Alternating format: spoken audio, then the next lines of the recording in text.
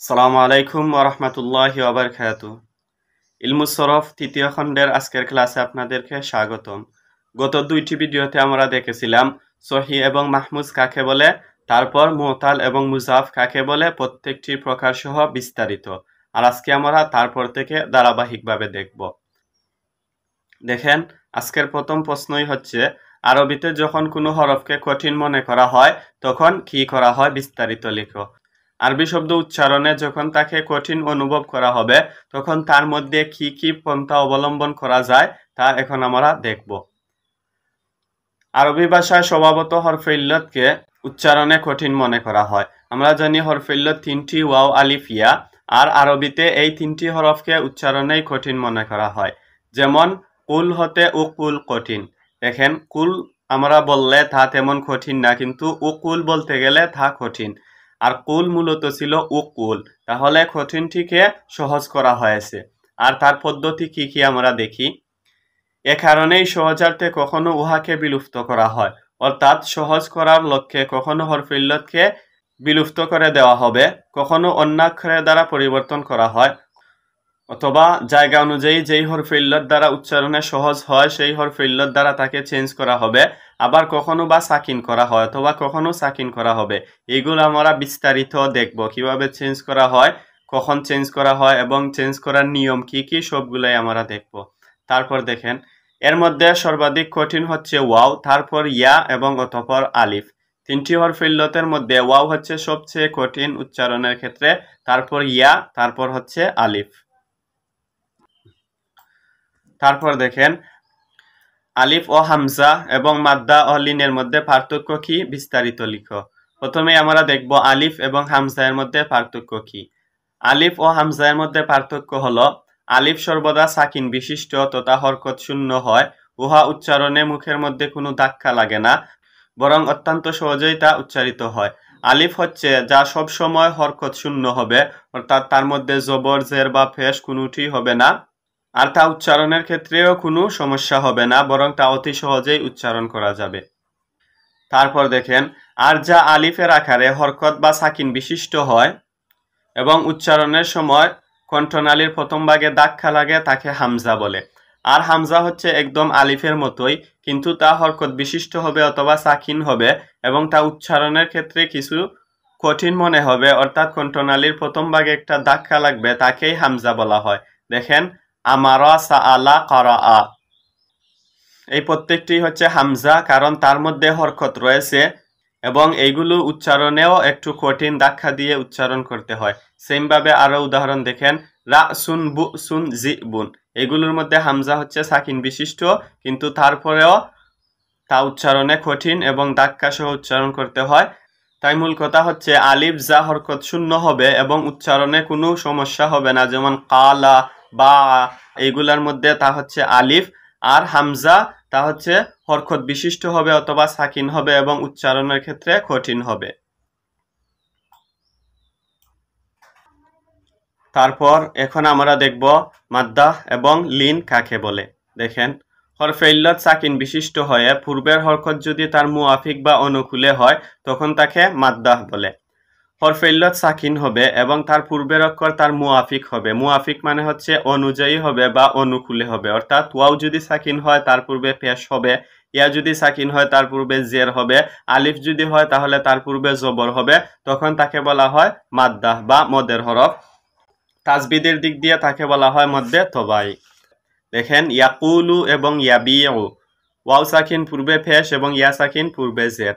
আর যদি তা তার বিপরীত হয়, দেখেন, আর পূর্বের হরফের হরকত যদি মুআফিক না হয় বরং মুখালিফ অর্থাৎ প্রতিকূলে হয়, তাই হবে না, বরং তার বিপরীত হবে, মুখালিফ হবে, তখন তাকে লিন বলে।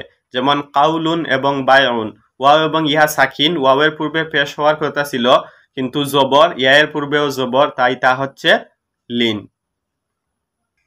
এখন আমরা একটি গুরুত্বপূর্ণ বিষয় দেখি। হরফে ইল্লত শব্দের শুরুতে আসলে তাকে মাদ্দা বা লিন কোনোটি বলা হয় না। মাদ্দা হওয়ার ক্ষেত্রে হরফে ইল্লত সাকিন এবং তার পূর্বের অক্ষরের হরকত এই হরফে ইল্লতের অনুকূলে হওয়া লাগবে এবং লিন হওয়ার জন্য তার বিপরীত হবে। আর যদি হরফে ইল্লত শব্দের শুরুতে আসে তাহলে তো তার পূর্বে আর কোনো হরফ নেই অথবা কোনো হরকত নেই, তাই তা মাদ্দাও হবে না বা লিনও হবে না। উদাহরণ দেখেন ওয়াদা এবং ইয়াসারা, ওয়াও শব্দের শুরুতে, ইয়া শব্দের শুরুতে, তাই তার মধ্যে দুই প্রকারের কোনো একটি প্রকারও হবে না। তারপর দেখেন মাদ্দাহ এবং লিন নামকরণের কারণ হচ্ছে যে মাদ্দাহ শব্দের অর্থ হচ্ছে টানা বা লম্বা করা। আমরা জানি তাসবিদের মধ্যে দেখেছি মধ্যে থবাইগুলা এক আলিফ লম্বা হয়, যেমন বা, ভু, বি এইগুলা সেমভাবে ইয়াকুলু, ইয়াবিউ, এই জন্যই তাকে মাদ্দা বলে নামকরণ করা হয়েছে, তার অর্থ টানা বা লম্বা করা হওয়ার দিক দিয়ে। দেখুন তারপর বলা হচ্ছে হরকত টেনে পড়ার দরুন এ অক্ষর সৃষ্টি হয় বিদায় তাকে মাদ্দাহ বলে। অর্থাৎ আমরা যদি বা পেশ বু বলি একটু লম্বা করে তাহলে এমনিতেই ওয়াওয়ের সৃষ্টি হয়, বাজের বি একটু লম্বা করলে এমনিতেই একটি ইয়ার সৃষ্টি হয়, এই জন্যই তাকে মাদ্দাহ বলে। আর লিন শব্দের অর্থ হচ্ছে নরম বা কোমল। সাকিন থাকাকালে এ হরফ নরমভাবে উচ্চারিত হয়। যেহেতু ইয়া অথবা ওয়াও সাকিন এবং তার পূর্বে হরকত তার বিপরীত হয়, তাই তার উচ্চারণটা হবে নরম এবং কোমল, লম্বা হবে না। আর লিন অর্থ নরম বা কোমল হওয়ায় তাকে লিন বলে নামকরণ করা হয়েছে। তারপর আমরা একটি ফায়দা দেখি। ইলমুস সরফের মধ্যে এইভাবে ফায়দা উল্লেখ করে যেই বিষয়গুলো বলা হবে তা খুবই গুরুত্বপূর্ণ। দেখেন, সহি অর্থ হচ্ছে রোগমুক্ত, অর্থের সাথেও এর যথেষ্ট মিল থাকায় এ কারণেই উক্ত নাম রাখা হয়েছে। আমরা সহি এর সংজ্ঞা দেখেছিলাম প্রথম ক্লাসে। সহি বলা হয় যার মধ্যে হরফ ইল্লত হয় না, হামজা হয় না এবং এক জাতীয় দুই অক্ষর হয় না। এই কারণেই তাকে সহি বলে নামকরণ করা হয়েছে, কারণ তার মধ্যে কঠিন কোনো কিছুই হয় না। আর সহি অর্থ হচ্ছে রোগমুক্ত। দেখেন, যথা হরফে ইল্লত অর্থ রোগের অক্ষর, সুতরাং যার মধ্যে ইল্লত নেই সেই সুস্থ, কারণ তার মধ্যে কোনো হরফে ইল্লত হয় না, না একটি না দুইটি, আর তা হচ্ছে সুস্থ, এই জন্যই তাকে সহি বলে নামকরণ করা হয়েছে। এই কারণেই সহিকে সহি তথা রোগমুক্ত বলে। তারপর দেখেন, মুতাল মূলত মুতালিলুন ছিল, যার অর্থ হচ্ছে রোগ, আর রোগের হরফ থাকায় এ নাম রাখা হয়েছে। মুতালিলুন অর্থ হচ্ছে রোগ বা অসুস্থতা, আর যেহেতু তার মধ্যে হরফ ইল্লত রয়েছে তাই তাকে মুতাল বলে নামকরণ করা হয়েছে। তারপর দেখেন, মিসাল অর্থ হচ্ছে মতো, যেহেতু ফা কালিমায় হরফ ইল্লত থাকলে তা পড়তে সহিয়ের মতো সহজ, তাই তাকে মিসাল বলা হয়। যখন হরফ ইল্লত ফা কালিমায় হবে, যেমন ওয়াদা, ইয়াসারা, এগুলো পড়া তেমন একটা কঠিন নয়, বলতে গেলে সহিয়ের মতোই, এই জন্যই তাকে মিসাল বলে নামকরণ করা হয়েছে, যার অর্থ হচ্ছে মতো বা অনুযায়ী, ধরনের, এইরকম। তারপর আজওয়াফ শব্দটি জাউফুন হতে গঠিত, যার অর্থ হচ্ছে পেট। আর যেহেতু পেট হচ্ছে শরীরের মধ্যখানে, তাই আইন কালিমায় হরফ ইল্লত থাকলে তাকে আজওয়াফ নামকরণ করা হয়েছে, কারণ আইন কালিমা হচ্ছে ফা এবং লাম কালিমার মধ্যখানে। তারপর দেখেন, নাকিস অর্থ হচ্ছে অসম্পূর্ণ। আর নাকিস নামকরণের কারণ হচ্ছে আলামতে জজমিয়ার কারণে হরফে ইল্লত বিলুপ্ত হয়ে শব্দটি অসম্পূর্ণ হয়ে যায়, এ কারণে একে নাকিস বলা হয়। দেখেন, নাকিসের উদাহরণ হচ্ছে ইয়াদউ বা ইয়ারমি, শেষে ওয়াও এবং ইয়া রয়েছে, কিন্তু তার শুরুতে যখন আলামতে জজম আসবে, ধরেন আমরা একটি লাম আনলাম, তাহলে তখন আর তা লাম ইয়াদউ বা লাম ইয়ারমি হবে না। শুরুতে আলামতে জজমি আসার কারণে শেষ থেকে হরফে ইল্লত বিলুপ্ত হয়ে তা লাম ইয়াদউ এবং লাম ইয়ারমি হয়ে যাবে। আর যেহেতু হরফে ইল্লতকে বিলুপ্ত করে শব্দটাকে অসম্পূর্ণ করে দেওয়া হয়েছে, তাই তার নামকরণই করা হয়েছে নাকিস বলে। তারপর দেখেন, লাফিফ অর্থ হচ্ছে মিশ্রিত, দুইটি হরফ মিলিত তাকে বিদায় তাকে লফিফ বলে। লফিফ যেই প্রকারই হোক, মাফরুক বা মাকরুন, তার মধ্যে দুইটি হরফ মিলিত হয়, এই কারণেই তাকে লফিফ বলা হয়, কারণ তার অর্থই হচ্ছে মিশ্রিত। এবং সর্বশেষ হচ্ছে মাহমুজ, আর মাহমুজ অর্থ হচ্ছে হামজা বিশিষ্ট, যেহেতু মাহমুজের মধ্যে হামজা হয় তাই তাকে মাহমুজ নামকরণ করা হয়েছে। এবং পরিশেষে হচ্ছে মুজাআফ অর্থ হচ্ছে দ্বিগুণ বা ডাবল, কারণ মুজাআফের মধ্যে হরফে সহি দুইটি আসবে, চাই যে প্রকারই হোক না কেন দুইটি হরফে সহি আসবে, তাই দ্বিগুণ বা ডাবল বোঝানোর জন্য আরবি যেই শব্দ রয়েছে মুজাফ, তার দ্বারাই তাকে নামকরণ করা হয়েছে।